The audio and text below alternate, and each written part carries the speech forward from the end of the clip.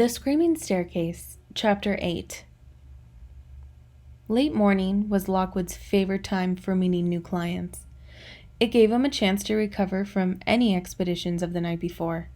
He always received his guests in the same living room where I'd had my interview, probably because his friendly sofas and displays of oriental ghost catchers provided an appropriate atmosphere for discussions that bridged the banal and strange. On my first full day at Portland Row, a single new client came by appointment at 11 o'clock, a gentleman in his early 60s, puffy-faced and plaintive, a few thin strands of hair slicked despondently across his skull. Lockwood sat with him at the coffee table.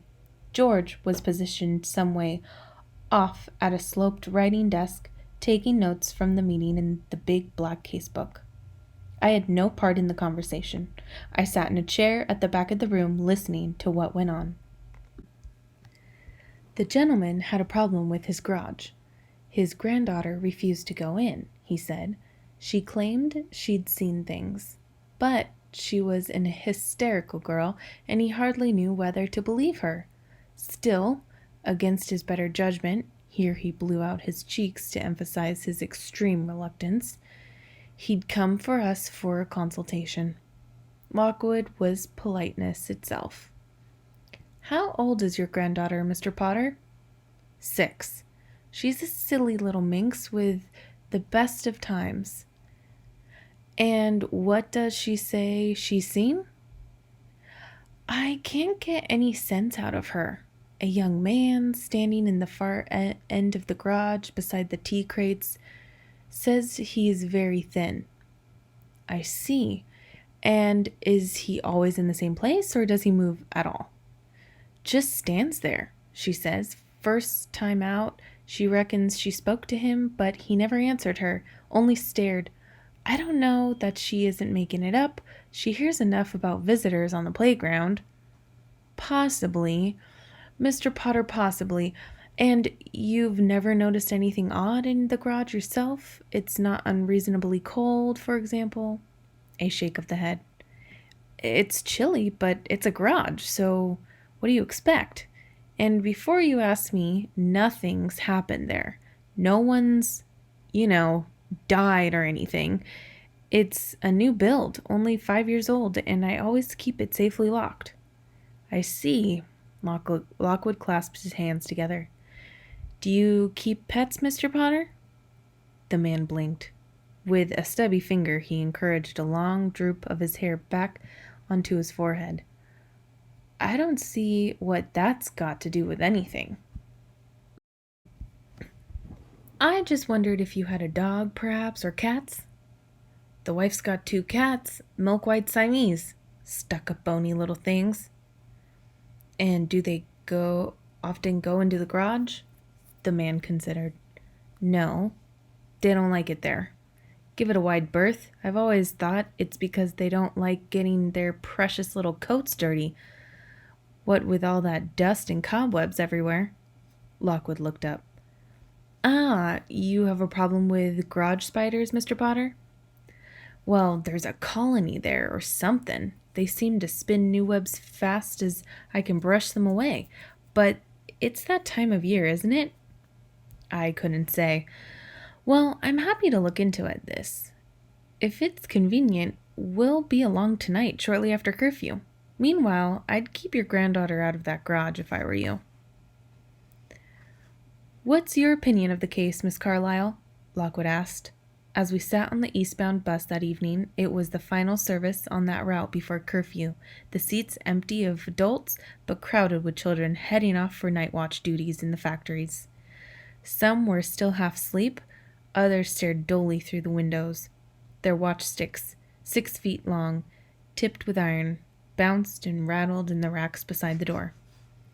"Sounds like a weak type 1, I said. "Since it's staying put and making no obvious moves towards the girl. But I wouldn't want to take it for granted." My lips tightened as I spoke.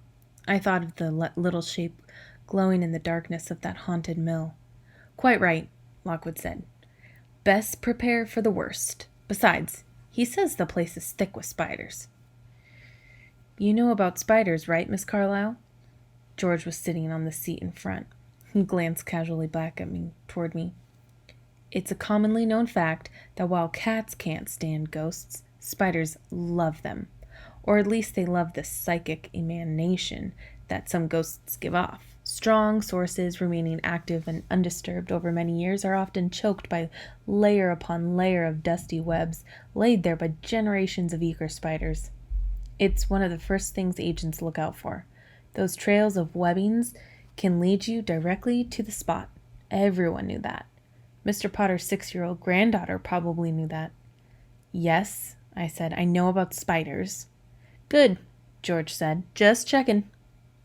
We alighted in an eastern district of the great gray city not far north of the river. Narrow terraced streets clustered in the shadow of the Dockland cranes with dust. The local shops were shutting up. Psychic healing booths, cheap jack iron dealers, self-proclaimed specialists offering ghost wands from Korea and Japan. As always, in my first few weeks in London, the sheer scale of it all made my head spin. People hurried homeward on every side. At the crossroads, the local ghost lamp was powering up and shutters slowly rising.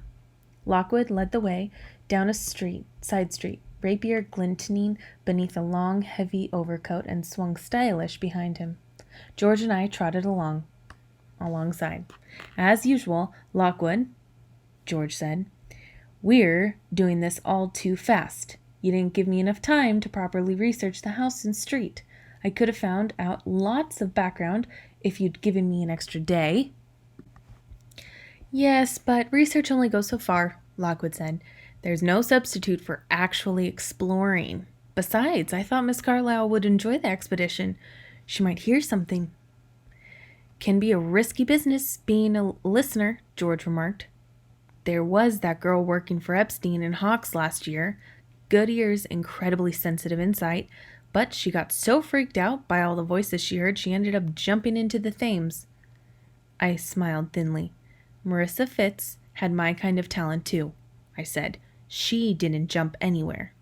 Anthony Lockwood laughed. Well said, Miss Carlyle. Right? Shut up now, George. We're here. Our client's house was one of 4 unremarkable semi-detached properties in the middle of an otherwise terraced street. It was of fairly modern construction. The garage was solid brick affair with an up-and-over metal door at the front and a side door that joined up with the kitchen. The garage interior contained 3 old motorbikes in various stages of repair, this being Mr. Potter's hobby. There were also a long workbench and a wall of tool racks, and toward the rear a great stack of tea crates, mostly filled with second-hand parts and dismantled engines. The first thing we noticed was that though the workbench and tool racks were relatively clean, the storage area was thinly laid with fresh gray webbing. Shimmering threads hung between the crates and slanted downward toward the floor. In the light of our flashlights, large-bodied spiders could be seen moving stealthily on unknown errands. We spent the first few hours carefully taking measurements and making observations. George, in particular, zealously recorded the minutest drops in temperature, but we all noticed a supernatural chill developing as the hour grew late. A sour miasma rose up too, a smell of faint decay. Toward midnight, there was a frisson in the air. I felt my neck hairs prickle. A faint apparition appeared in the farthest corner of the garage, close behind the crates. It was very quiet and still, a man-sized nimbus of pale cloud. We watched it quietly, hands ready at our belts, but there was no sense of imminent threat. After lingering for 10 minutes, the figure vanished. The air cleared. A young man, Lockwood said, wearing some kind of leather uniform. Anyone else get that? I shook my head. Sorry, no. My sight's not as good as yours, but it's obvious enough what we've got here, Lockwood, George interrupted. I saw the uniform, and it confirms that what I guessed before we came inside. This is quite a modern house. Most of the other buildings on the street are older, poor our terraces. Once upon a time, there would have been a terraced house here too, right where we're standing. But it's gone. Why? Because it was bombed in one of the air raids in the war. The bomb had destroyed the house, probably killed the man we just saw. He's a blitz ghost, maybe a soldier home on leave, and his remains are in the ground somewhere under our feet. He tucked his pen decisively in his pants pocket, took off his glasses, and wiped them on his shirt. Lockwood frowned. You think? Maybe. Though, I don't get any death glows here. He rubbed his chin thoughtfully. If so, our client won't be happy. It's gonna cost him to knock the garage down. George shrugged. Tough. He needs to find the bones. What else can he do? Excuse me, I said, but I don't agree with you. They looked across at me. What? George said. I didn't see the visitor as well as you, of course, I said, but I perhaps noticed something you missed. I caught a voice just before the apparition faded out. Did you hear it? No? Well, the words were very faint but quite distant. No time. Couldn't check the brakes. Was what it said. It repeated it twice. Well, what does that mean? George demanded. It means that the source may not be under the floor, and it may be nothing to do with the blitz. I think it's one of those crates. What are they filled with? Junk, George said. Motor parts, Lockwood said. Yes, parts of old motorbikes that our clients picked up. All over the place. Well, where do they come from? What's their history? I just wonder whether one of them might have come from a machine that was once involved in an accident, perhaps a fatal one. George snorted. A road accident? You think the source is a broken motorbike? Could the ghost's outfit have been biker's leathers? I said. There was a pause. Lockwood nodded slowly. You know, he said, they just might have been that. At that. Well, we'll have to check. Tomorrow we'll ask the client if we can investigate the crates more closely. Meanwhile, thank you, Miss Carlyle, for that very interesting insight. Your talent doesn't disappoint. Just for the record, I was right. One of the crates contained the smashed remains of a rally motorcycle that provided some very curious readings when we assessed it. We subsequently removed it from the garage and had it sent to the Fitz furnaces. And that was the end of that. But on the night in question, when we finally got back to Portland Row, Lockwood's praise still rang loudly in my ears. I was too elated to go straight to sleep. Instead of heading to my attic, I made a sandwich in the kitchen and then wandered to the library, a room I hadn't properly explored before.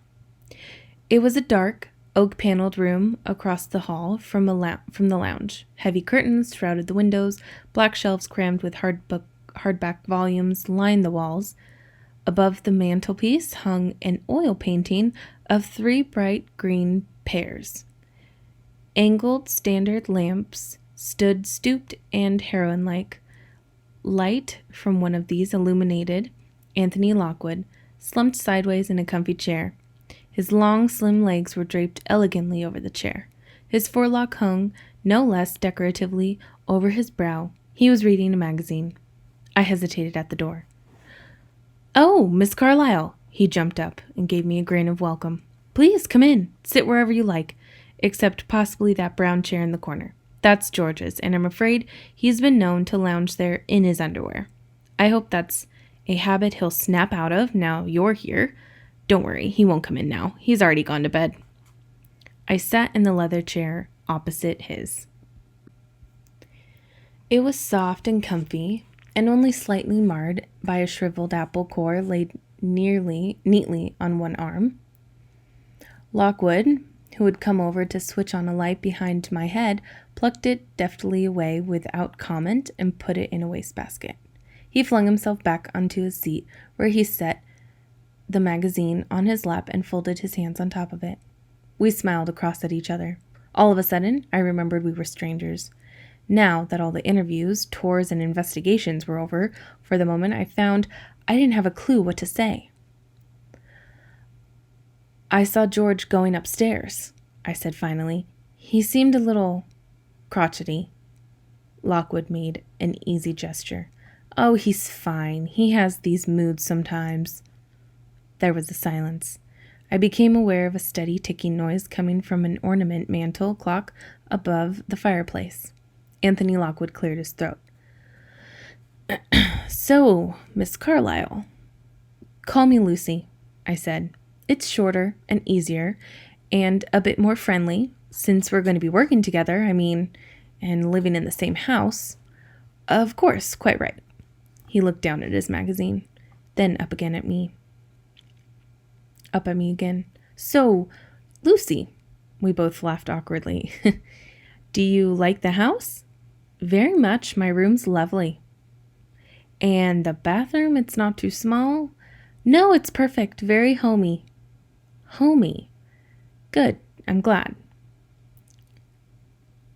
"About your name," I said suddenly. "I notice George calls you Lockwood."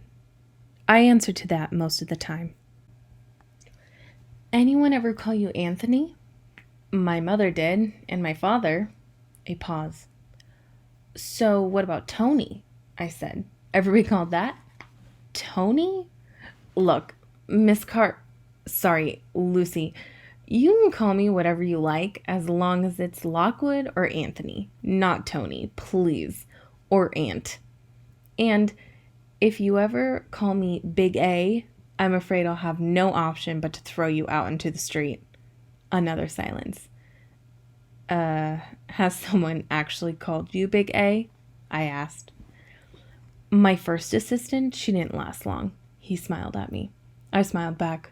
Listened to the ticking of the clock. It seemed noticeably louder. I began to wish I'd gone up to my room. "What's that you're reading?" I asked. He held it up.